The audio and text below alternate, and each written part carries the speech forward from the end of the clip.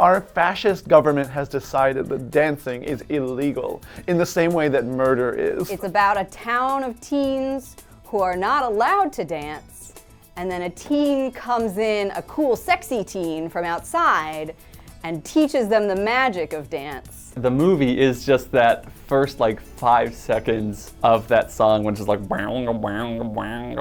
Ah yes, Footloose, bringing us back to a simpler time when the real villain was dance and not, say, the crack epidemic. You've heard of crimes, right? Murder, for example. Well, guess what? We just added a new one, dancing. Every town in America goes through that.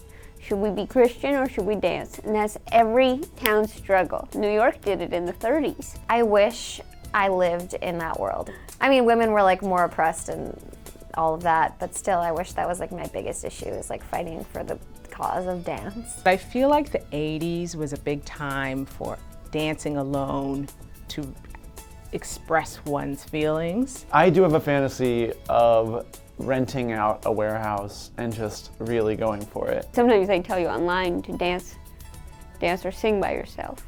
One time I tried it and I felt really embarrassed. I felt ashamed of what I spent the last half hour doing, and it's humiliating. This is the movie you want to watch if you're a farmer that just has always wanted to dance, or a dancer that's always wanted to farm.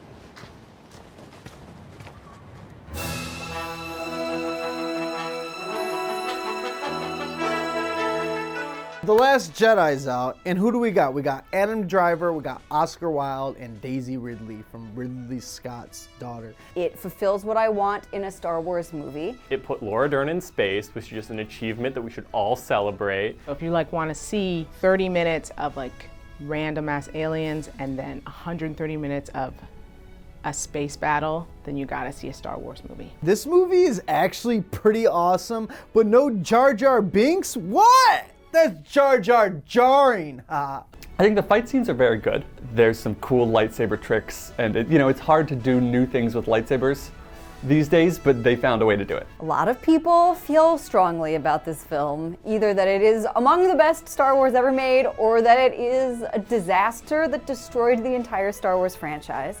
Half of these Star Wars movies are bad. Maybe you don't like this one. So it's not The Last Jedi. There's gonna be a million more that we're gonna be watching these movies till we're dead. It's too bad.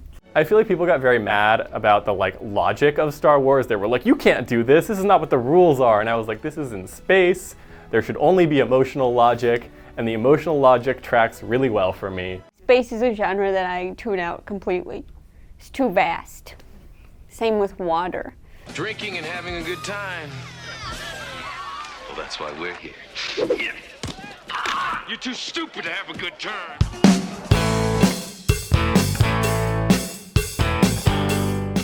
Roadhouse is a movie about a bouncer with a philosophy degree from NYU who is so famous he is hired by bars to clean them up.